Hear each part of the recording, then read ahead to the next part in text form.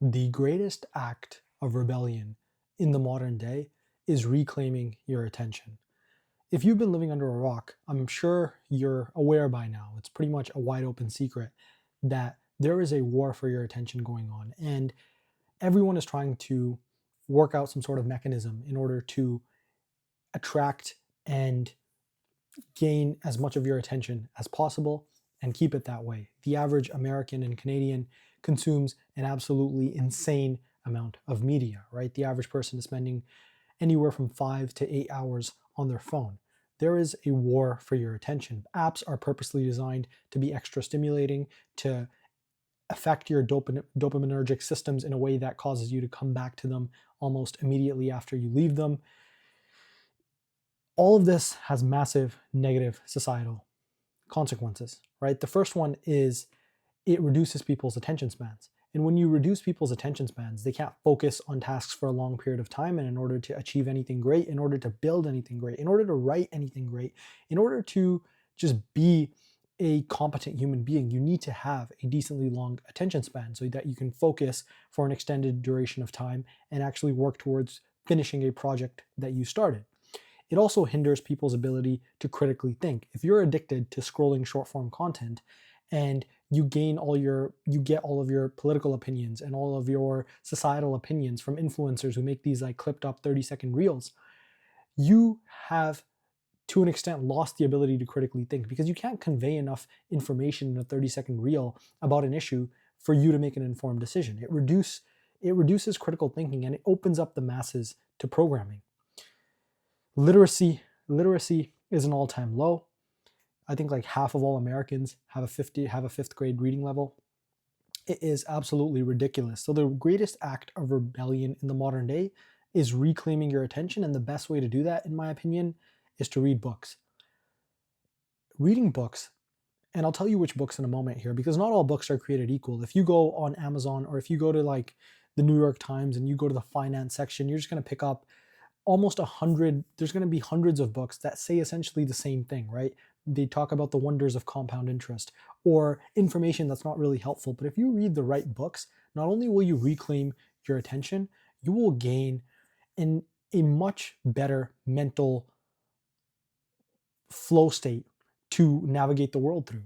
If you read The Origin of Species by Charles Darwin, if you read, Cybernetics by Maxwell Maltz, if you read books that talk about, you read even a basic book like How to Win Friends and Influence People, and you have a deep understanding of human psychology, you are going to be better informed when making decisions in your everyday life. So what should you read? My personal favorite genre is Russian literature. In my view, it speaks to the soul in a way that no other genre does, right? My favorite author is Dostoevsky, followed closely by Tolstoy, followed closely by Pushkin. Now, Dostoevsky is quite the beast, right? If you pick up a book like The Brothers Karamazov, it is incredibly difficult to get through, especially if your attention span is quite weak. I'd recommend starting with something like Notes from the Underground. All of a person's most important business lessons can be distilled into a book. You look at Charlie Munger, who is an incredibly wealthy investor in the United States, and he wrote a book called Poor Charlie's Almanac. How many of you have read it? You look at Lee Kuan Yew, he took Singapore from a fishing village to a cosmopolitan, sort of industrious, just amazing global hub. And he wrote a book in 2011. I forget the exact name of the book, but it's on my reading list. How many of us have read it? And the answer is very little, right? So many people are distracted that they refuse to read. And because they refuse to read, they don't learn many of the lessons that history has to offer. You can read classics. That's what I'd recommend. I'd recommend reading, Oscar Wilde, Albert Camus, Dostoevsky. You can read ancient texts, right? I'm reading Discourses by Epictetus right now. I have a book here called On the Shortness of Life by Seneca. This was written 2,000 years ago. And the stuff that he talks about, for instance, there's this paragraph or two in the beginning of the book talking about how men will literally, and he's writing in ancient Rome, by the way, men are literally prepared to go to war, like over someone claiming that a part of their land is their own. So if you're a farmer and someone says that a part of your land is theirs, you're ready to go to war over that. You're like, no, that's my land. You, even if you have a major disagreement over where the boundary is, you're ready to go to war over that. But he's like, people don't have the same sort of discernment. They don't practice the same discernment when it comes to their time. And this was written 2,000 years ago, and it's very profound. You can read self-help, right? One of my favorite self-help books is Man's Search for Meaning by Viktor Frankl. You know, he was a Holocaust survivor, and essentially he distilled all of his life's wisdom down into Nietzsche's famous maxim, he who has a why can bear almost any how. And he talked about how when he was in Auschwitz or whatever concentration camp he was in, he found out that the people who were most likely to survive were people who had a why to live, right? Maybe they had a wife in a different country that they wanted to get back to. Maybe they had a family member that was missing and they wanted to go find them. But people who didn't have a why, even if they were physically healthier, ended up passing away faster.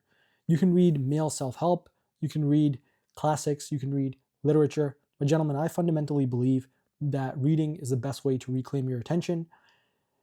Read in the morning, read in the night. Another piece of advice I'd give 2 pieces of advice. The first is marginalia. Feel free to write in the books that you're reading, right? When you get done with a book, the book should look like you got done with it. Books are not these precious things that need to be maintained in pristine condition. Feel free to rough them up right between the lines. Whatever thoughts come to mind, pour it down on that piece of paper. And the second is momentum.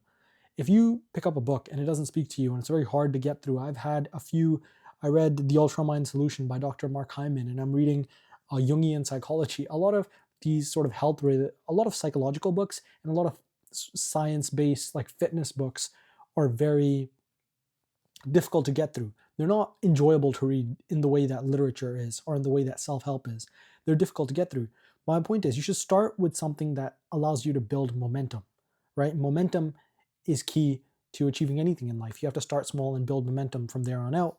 So find a book that you enjoy and build momentum from there. You can easily read a book a week, and I believe that that's the best way to reclaim your attention.